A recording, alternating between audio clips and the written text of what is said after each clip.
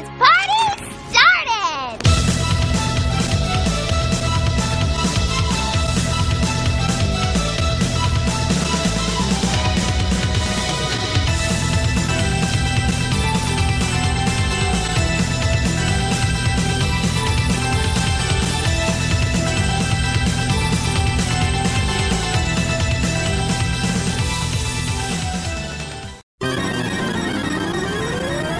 If I haven't said this enough this year, I love Pokemon. So much so that I've covered a lot of topics in terms of top 10s. Top 10 gym leaders, top 10 underrated Pokemon, a top 49 legendary list. Gah! So today I'm covering a huge topic. Pokemon generations. That's right, all 5 generations of Pokemon. 5 time periods, 5 times quicker in terms of getting to the point. The thing I will be talking about for each entry is the innovations, the Pokemon, the anime, the movies, the villains, the issues, my overall opinion on each gen, and the manga, just to name a few. A couple things before we begin, though. First off, this video will be very long, so sit back and enjoy with a drink or popcorn whenever while this goes by. And secondly, unless you're a clone of me or something, this list will be different than yours. So, if you're not happy with the choices I selected, my deepest apologies. With that said, it's time to catch 'em all!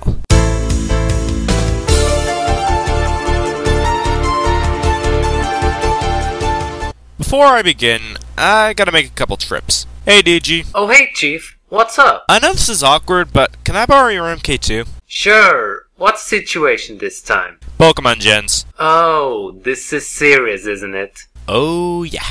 Here you go. Thanks. How did you... You're bad riding, let me warp items to you. Oh. Well, alright then. By the way, do you know where I can get a ground type? Doesn't the shiny coordinator have one? Oh yeah. I said it. Generation 3 sucks.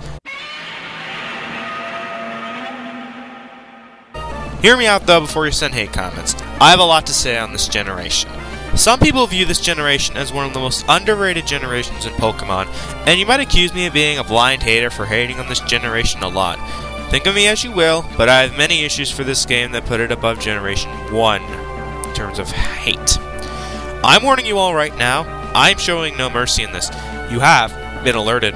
First, let's start off with Ruby and Sapphire. I'm going to say this right here. While Logan views Generation 1 as an archaic game, to me, that title goes to Ruby and Sapphire. This game has so many flaws to it that it cannot be ignored.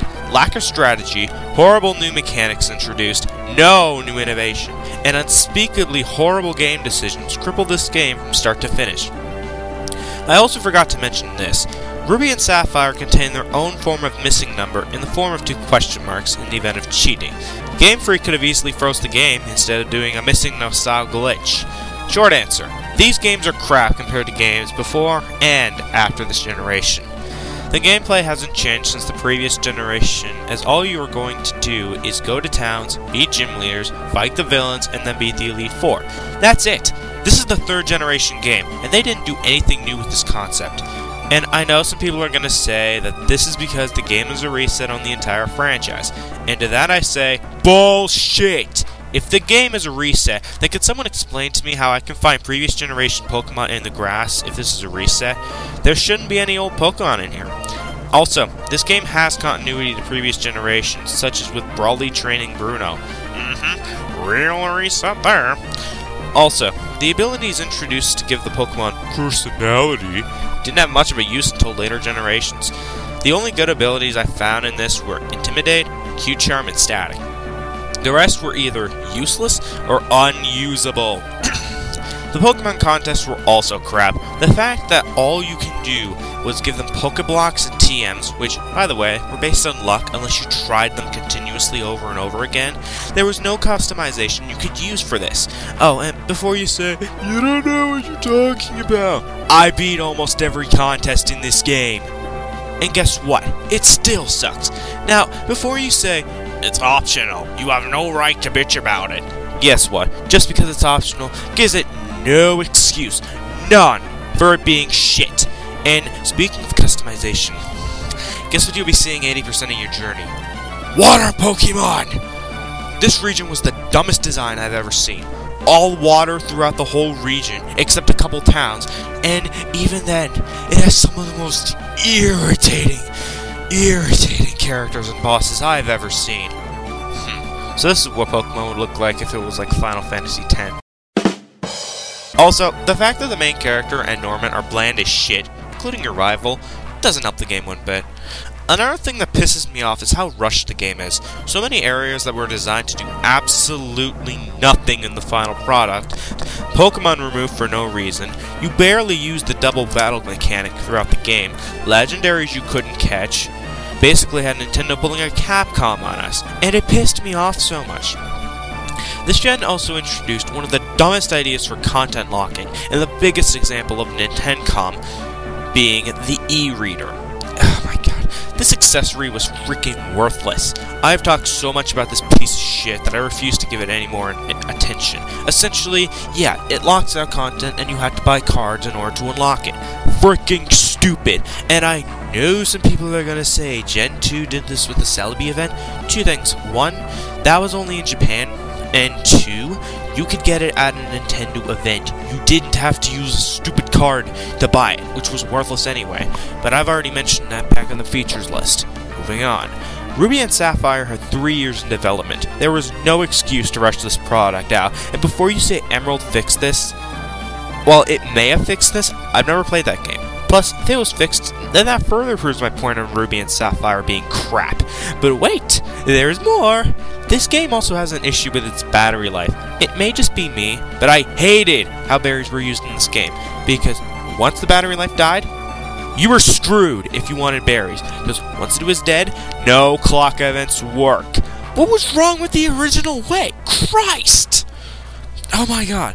Then again, it wouldn't help matters anyway, because this game's biggest killer, the worst part of this game, is the piss poor replay value. There is nothing you can do after beating the champion, aside from mini side quests, and even with a remake, I would still hate this game, because it is so boring, and while the running shoes were a nice addition, nothing else introduced worked well for this gen that were not improved until later gens came out.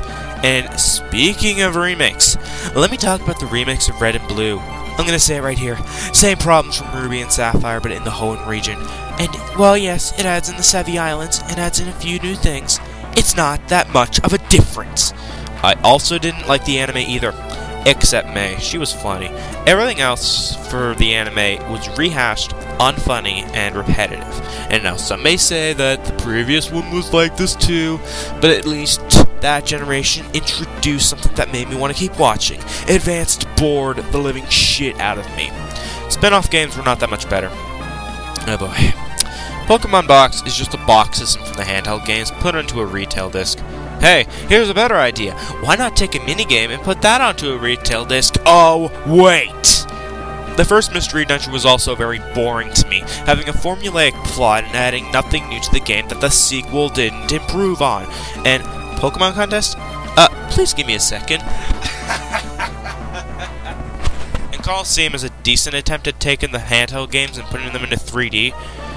But the rest I've never played, so Coliseum is probably my favorite out of the Gen 3 spin-offs. As for the Pokemon, Gen 3 introduced 134 new Pokemon to the mix, and to be honest, I only like 10% of them, such as Aggron, Flygon, and Deoxys. The rest I didn't care for, or they had really shitty designs. You want some examples? Okay! Torchic, it's just a chicken. Wurmple, it's just a caterpillar. Wingull, it's just a seagull. Like, are you kidding me? And I thought Gen 1 had shit designs. Okay. Let's just end this off on a good note. The movies are next. Pokemon Heroes was a flawed movie, and for a while it was my most hated movie. But Jirachi Wishmaker came out next, and it was a step up, and easily one of my favorites for a while. And Destiny Deoxys was just decent. But Deoxys was awesome. And lastly, the crime organizations.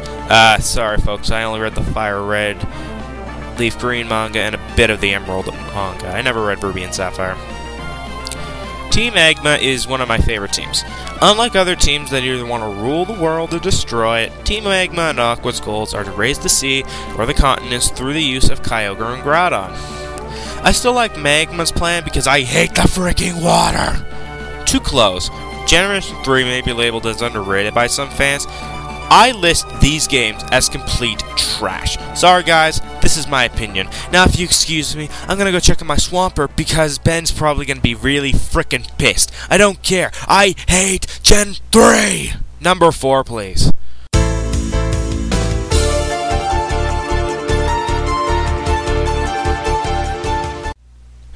Well, as much as I'd like to say that it's not dead yet in terms of my rage, I'd be lying.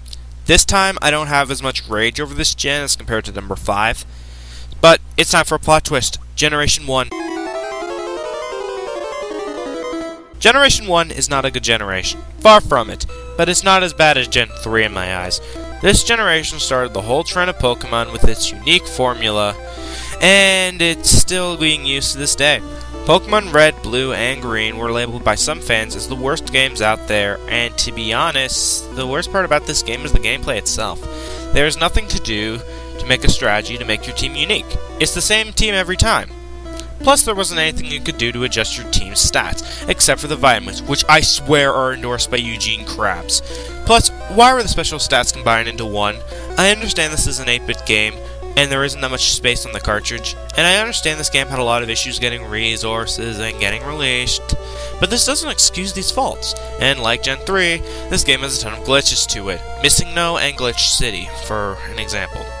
Let's move on to the next part, the manga. Because to be honest, most of my complaints about Gen 1 can either be saved for later, or I don't have any flaws with it that haven't been addressed already. Yeah, for the most part, I'd agree with Logan. Now, let's talk about the manga.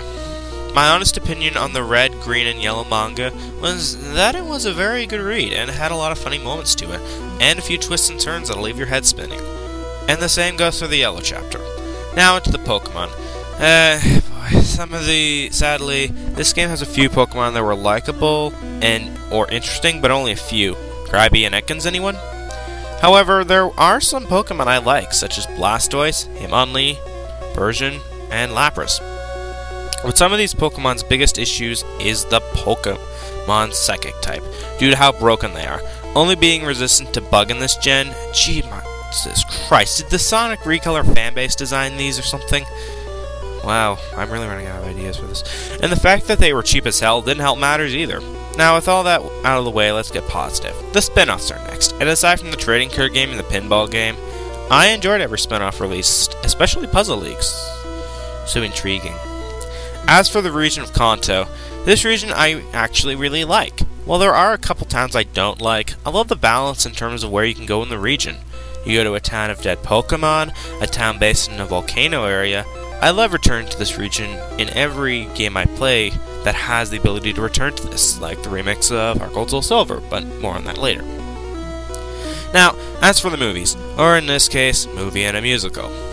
Pokemon Live was a decent musical, but it wasn't that spectacular, which, this is what I find funny. Some say that Gen 1 is the best generation ever. Here's a question. What generation had Pokemon Live in it? Thought so. I thought that the Mewtwo movie was pretty decent. Well, yeah, it was just okay. While it did introduce me to the awesomeness of Mewtwo, the movie was just generic, and Ash's death, oh boy. I knew he was going to come back. Speaking of Mewtwo, I really like Team Rocket in this generation. Not as much as in Gen 2, though. But let's talk about that when we get to it. Giovanni is easily my favorite leader of all crime organizations in this series. He is charismatic, he has an awesome design, and goddammit, I love his party he uses in this game. Plus, it was a shock seeing him as the final gym leader. Well, just me. And after you beat the gym leaders, you can catch legendaries and fight the Elite Four. While the Elite Four was okay, the legendaries in this game are easily my favorite brand of legendaries, such as Mewtwo, Moltres, and my favorite legendary of all time, Articuno. Let's finish this off with the roster. To be honest, while the roster is the largest collection of Pokemon, to quote Fawful, quality over quantity. I like around 61% of all the Pokemon introduced in this gen. Some designs aren't that good, but some are really good. Chinese lore for the win. To close, Gen 1 is a flawed generation, and sorry Logan, but in my eyes, it's not that bad. Especially given Gen 3. Don't kill me!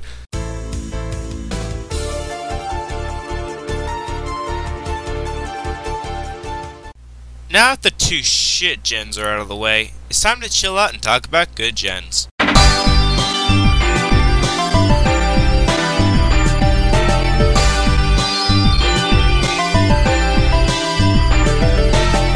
Yeah, some of you are surprised, aren't you? Especially given my top 5 games I hate that everyone likes. Here's the thing. While I think the game is utter crap, I can ignore it because Gen 5 had a few good additions that I do like. Being the newest game's release, Gen 5 has a lot to go for before it completes its course and we enter Gen 6. So, let's begin. Black and White, personally, as I said in the prior list, I think the game was very tedious to play through. However, Game Freak did put in a lot of effort into the gameplay mechanics, so much so that I can tip my hat off to them for that. Does it make the game less tedious? No. But it does have a stepping stone for later Pokemon games to come. Being the first generation to introduce complete animated sprites and merging between 2D and 3D graphics, I like the graphics introduced to this game. While Gen 4 introduced 3D models, Gen 5 perfected it here, with its bridges and backgrounds just to name examples. It makes me think I'm playing on a Wii console instead of on a handheld. Plus, the gym leaders were also really awesome this gen, I just wanted to say that, with the graphics of each gym really standing out, such as Alessa's and Clay's. Now, on to gameplay mechanics.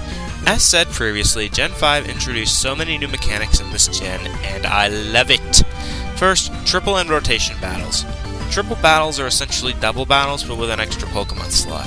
I love this idea due to the fact that it makes you strategize on how you use your moves, and it makes you think with your head, as not every attack can hit every enemy. Same for rotation battles. As with that mechanic, both players move their 3 Pokemon around in a circle, making you think which Pokemon is going to switch to in the front. Personally, while I do like this idea, I never got the hang of it. Come on, switch out to him, I want to keep because you son of a bitch! How did he know I was going to switch to him? Moving on. The Elite Four I also really like in this gen, since you can not only battle them in any order you want, they also have interesting personalities and awesome types. Hell, you fight Caitlyn from Generation 4 in this generation. Sweet! Well, another awesome thing? TMs are now reusable. Holy mayonnaise on a hot dog, that is awesome!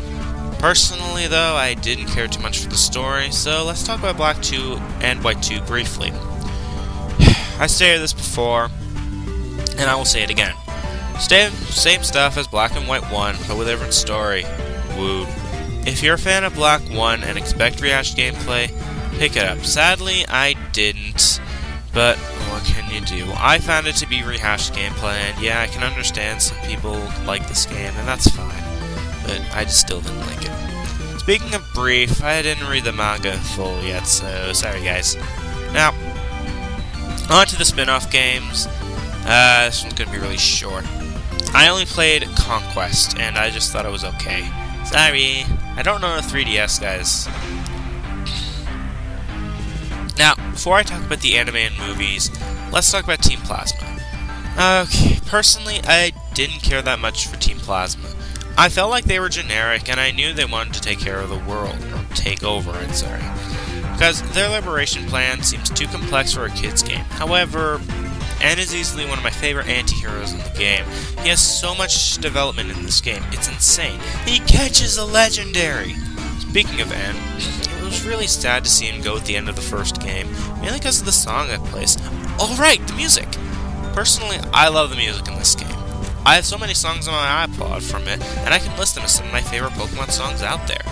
They're all really good songs, such as N's Farewell to Emotion. I love every song in this game, and I can't find one that I hate. Now, let's talk about the region of Unova. In my opinion, Unova's design is just decent. You have your deserts, your oceans, your forests, but it's just standard. Now, let's move on to the anime. Personally, I love it! It's awesome. I love the episodes, even the ones with Dawn in Black and White 2, or Best Wishes 2, sorry. And it does have likable characters in it, such as Silent, Iris, and Trip. Much more likable than Paul. I was a little pissed that the Team Plasma 2-parter was cancelled, but what can you do? The show made up for that, though, in spades with the Meloetta arc. Giovanni, yes! But anyways, onto the movie. Although the Zoroark movie is utter garbage, I did think the Victini movie fixed some of the issues the last one has. And as for the Keldeo movie and the Genesect movie,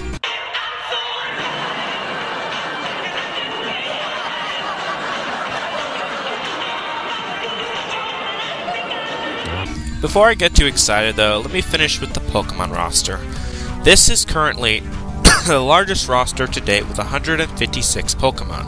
Now, while some Gen 1 fans criticize the roster, I love the Pokemon introduced in this. Well, some may not be as memorable, like Heartfish Bitch. Some of my favorite Pokemon include Meloetta, Stoutland, and Emboar as my favorite starter. Plus, this generation introduced a lot of interesting designs. An Atlas Moth, a three-headed Hydra, Judlo, Aiden, and a Neo. To end off, Gen 5 is an awesome gen, but there are 2 more remaining. So, what can top Gen 5? Well, let's find out.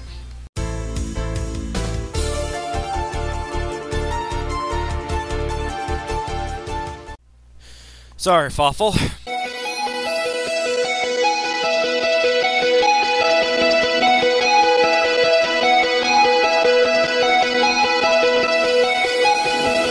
Oh yeah, I said it. I list Generation 4 as my second favorite generation over the Masterpiece, Gen 1 and over Gen 5. So you like Gen 4. Why don't you explain before I kick you where the sun don't shine? Okay then.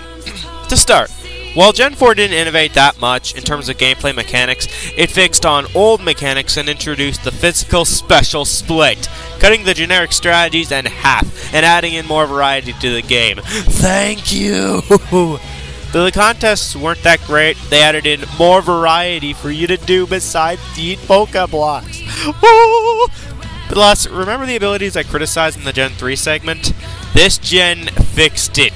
Thank God. Same goes to Natures. Yeah, some people were wondering why I didn't mention Natures in the last one. Yeah, this is why. I didn't care for it. Now it's fixed.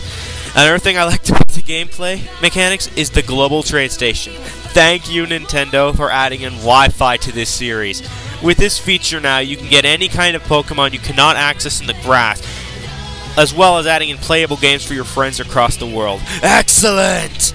Some may view these as unnecessary additions, but to that I say, at least it adds some replay value for those who want all the Pokemon in the Pokedex. Continuing on. In terms of graphics, Gen 4 introduced 3D models, and me personally, I like this, since the backgrounds are really nice and the animation is pretty solid. Definitely better than most handheld games on the DS, and to this day, the models are still used and were improved upon in Gen 5. Also, in terms of the first Gen 4 games, I would say Diamond and Pearl are actually pretty decent. But then we got Platinum on this bitch! Oh my god!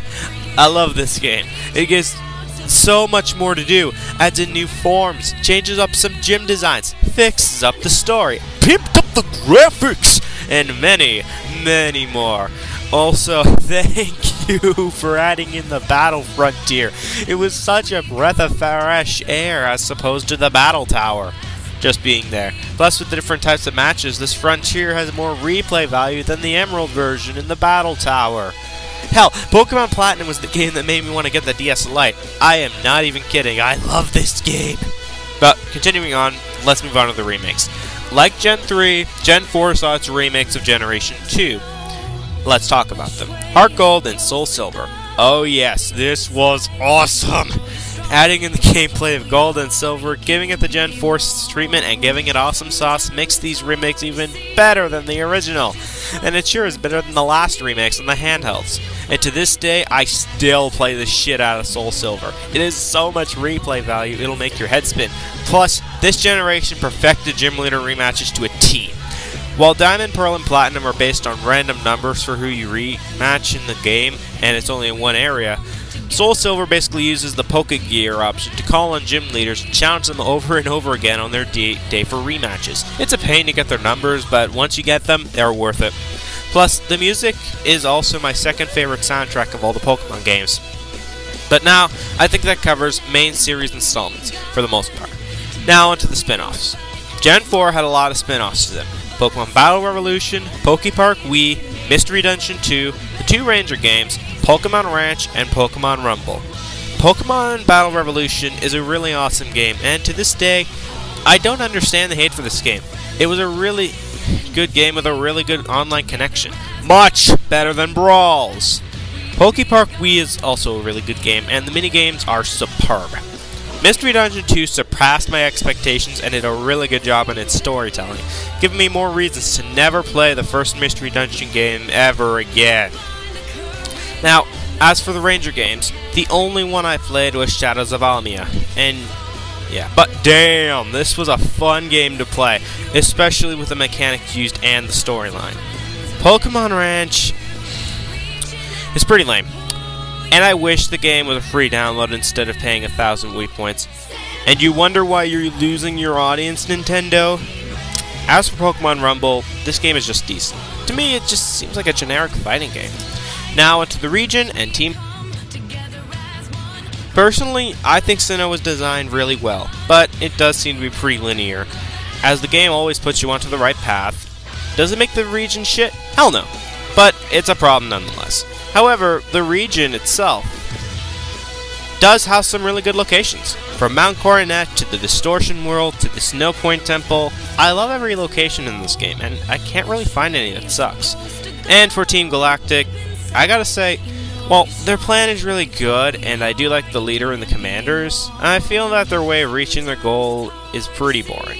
And Cyrus, aside from his personality, nah, I'm just kidding, his battle music seems to me as a good leader, but he doesn't really have any personality that I can say, hey, that's an awesome guy. I find Team Galactic to be better than Magma and Aqua, but not by much. Maybe it's because he doesn't have Geico. As for the manga and anime, the manga is pretty decent. It does a good job in telling the story, and has some funny moments, but it got boring in Pokemon Adventures, and the Diamond and Pearl Adventure side story was the only reason I liked it. As for the anime, one question, why 4 years? Seriously, did George Bush make this or something? I also hated Dawn with a passion, and the show got really boring really fast, especially with Paul, and dare I mention the poison jab. However, the movies are a different story. Mystery of Mew is easily one of my favorite movies in the Pokemon series. Hey, my girlfriend likes that too. With Lucario being a likable character, it also has great music, character development, and big twists left me on the edge of my seat. The Manaphy movie is pretty much Mystery of Mew's hangover. While it's not painful, it has a few plot holes in here that might hurt your head, but Manaphy was a likable character, and I do like how May interacts with Manaphy throughout the film. While the music isn't superb, it's not horrible either. And it was sad to see Manaphy leave at the end, but I think we saw a reason why it had to be. Then we have the Darkrai movie, the Advil after the Manaphy one, and you get the idea. Personally, I do like this movie, and it does change my opinion on Darkrai, but not by much. Great music, awesome character development, and a good message at the end makes it my favorite in the Diamond and Pearl series. The Shaman movie, however... Thank God I got that taste out of my mouth. It's not atrocious, but it has so many plot holes in it. It pissed me off. And speaking of pissing me off, I hated how they used Regigigas in the last few minutes of the film, and the villain sucked. This movie, to sum up, is something I would take if I wanted to get rid of indigestion. Lastly, we have the Arceus movie. Oh, thank God it surpassed the last movie and fixed the problems with it. Great story, especially with the way they used continuity with Dialga and Palkia, and even Damon's relationship with Arceus is good. While it does have a lot of errors in the movie, such as hypnosis mind-controlling someone despite the fact it doesn't work that way, and Fluid killing someone, I like the movie a lot. Hell, despite the fact Arceus sounded like JonTron, I liked Arceus and what he could do. Now to finish off with the Pokemon. I like every Pokemon introduced in this, with a couple exceptions. And by the way, Alex, you get Burmy by putting honey on a tree, not by using Headbutt, and it also has 2 evolution methods. Just saying. Plus, Generation 4 introduced a new way of evolution, evolving in magnetic caves. Woot! Plus, with the new evolutions of older Pokemon, it makes them much more useful, such as Gliscor, Gallade, and Togekiss. It also contains a lot of really good legendaries, the largest amount introduced. As for my favorite Pokemon, some of them include Empoleon, Manaphy, Luxray, and my favorite Pokemon of all, Togekiss. This gen also introduced a lot of really good design choices, such as a Penguin, Literal Plasma, and a freaking Basilisk. And before I close this segment, I just want to say this. This generation had the most variety in typings. We got a Ghost Dragon, a Dark Ice type, a Water Steel type, and Psychic Fighting, just to name a few. It's so awesome that it almost reached number 1, but it's not. So, what is it? Well, enough talk! Let's go!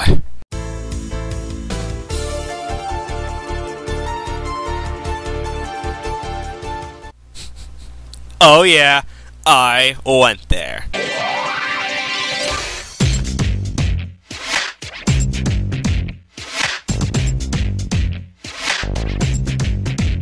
This generation fixed so many problems the previous generation caused. It's amazing. If this was in real life, this would be the American Red Cross. If this was a job, this gen would be a doctor. If this was a movie, then this would be Terminator 2. I love Gen 2 a lot, but let's get on to the reasons why. First off, let's go over the main series installments, Gold and Silver. Originally marketed as Pocket Monsters 2 and originally planned for the Game Boy, Gold and Silver introduced so many new additions that are still around to this very day, such as the day and night system, which not only changed the color of the screen based on the time of day, it also introduced Pokemon that would only appear during certain times of the day, having evolutions based on this mechanic, and introducing time-based events based on what day you played the game, and that's just scratching the surface. Next up is hardening and darkening the type balance with the Steel and Dark types. Introduced this generation in order to fix the Psychic types in balance, killing it off for good. Another innovation is splitting the special stat into a special attack and defense. Thank you! Also, Pokemon like Alakazam took a hit due to this change. Good riddance. Other Pokemon like Snorlax got an increase in one of his stats, in this case, special defense. Plus, it finally puts the Psychic type on an even playing field with the other types. Speaking of which, Gen 2 innovated with plenty of new Pokemon types this generation. For example, the Magnemite line is now Steel and Electric, which is awesome! Another example would be the Houndour line, being Dark and Fire. With these new typings, it adds new strategy to the game, since Pokemon with a strong weakness in Gen 1 got stronger with Gen 2 and its typings, which is awesome! As for other innovations in Gen 2, we got genders, breeding, new Pokeballs, berries, shiny Pokemon. Hey, I didn't know shiny Sneasels were brown. Pokerus, an improved bag system, and a change in the type chart. For example, in Gen 1, Bug used to be effective against Poison and Ghost, but in Gen 2, they were changed to being unaffected. There are others, but I'm not going to go over all of them here.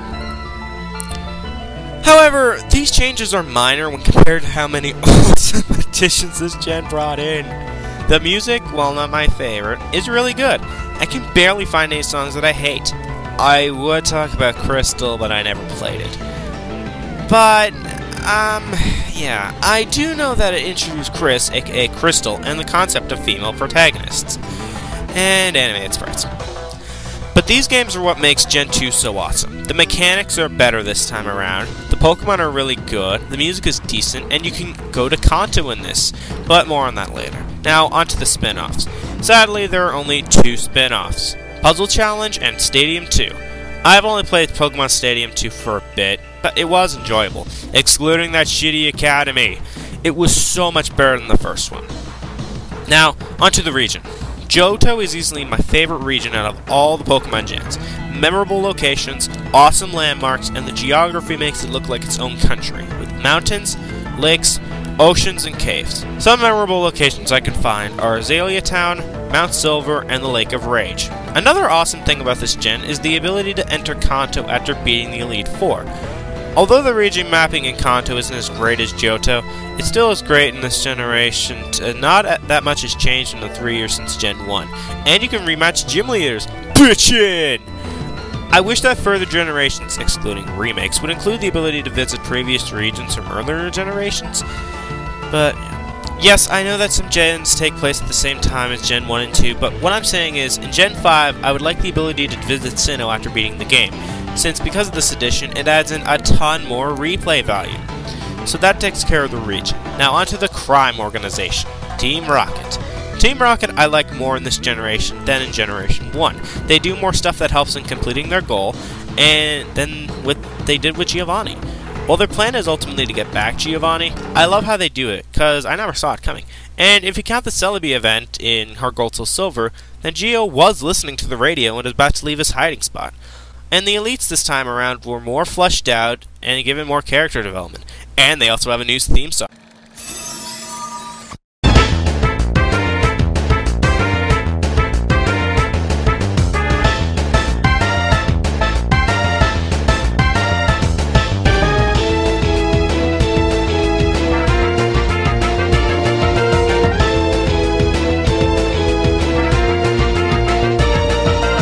as for Silver, oh boy, this guy is not only my favorite rival in the series next to N, but he has something no other rival except N has: character development. At the beginning of the game, he's an asshole who uses Pokemon for power, but at the end, he realizes that his way always makes him lose, and he forms a bond with his Pokemon, as shown in the battle with Lance in the remakes, and in Kanto with a Crobat as an example, since that one can only evolve due to happiness. So overall, Team Rocket is really awesome in this generation, and so much superior than their Gen 1 counterpart. Now let's go over the manga and movies. Now, the manga I've only read a bit of, but it was pretty awesome. Seeing Ethan, Silver, and Chris in this makes them pretty awesome, and they have actually much more character in this one than the games. Plus, the villain, the Mask of Ice, is actually a gym leader. What? As for the movies, there are only two. Actually, I'm just kidding, there are a few actually. Pokemon the Movie 2000, the Entei movie, and Pokemon Forever. Pokemon 2000 was a decent movie in my eyes. It has its flaws, and 4Kids butchered some of the scenes and deleted some, but seeing Lugia for the first time and the other Weatherbirds was friggin' awesome, and it was an enjoyable experience seeing with the movie, especially with that villain. Now, the Entei movie was an okay movie. I liked it, but yeah, Entei and the plot, but everything else was boring, and the unknowns were about as irritating as when I used to voice my videos with that crappy accent. And as for Pokemon Forever, I really loved this movie. The plot was interesting, especially with Celebi and Oak. The villain was really good, and it was really sad when Celebi was about to die. See, Pokemon, this is how you do drama, not with this. Failure! Let's close this off with the Pokemon before I get fanboys on my... Hey, too late. This generation introduced 100 new Pokemon, but unlike the other gens, I only hate 2 Pokemon, Dunsparce and Sunkern, even though it's funny I like Sunflora, go figure. Every other Pokemon I really like. I feel like this generation introduced the most unique and balanced Pokemon, as well as some unique typings. Some of my favorites include Sunflora, Suicune, and my favorite underrated Pokemon of all, and or my second favorite of all, Ampharos.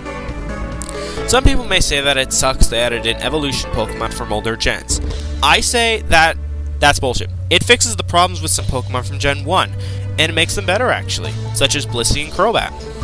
I may not like the baby Pokemon idea, but I still like these Pokemon because it adds in some unique Pokemon for already stronger ones, like Pichu and Magby. To close, Generation 2 fixed so many problems that Gen 1 had, it's amazing. It has so many new mechanics, added 2 new types that are still used to this day, and introduced my favorite amount of Pokemon of all time. I'm the Mountie Chief, and Generation 2 is my favorite gen of all time. Thank you for watching.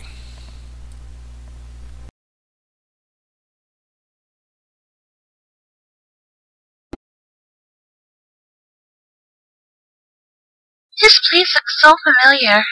A capsule! Hello, Shiny Cow. Vaughn! What are you doing here? I don't have that with me. That's not what I want. Then what is it? You want to meet the chief, don't you? He's been gone for 2 months. I think you know why I need him in a time like this. I could help you. How? The Zorja world was destroyed and Giratina was killed. I may not have Giratina, but take this. What's this? You will find out soon enough.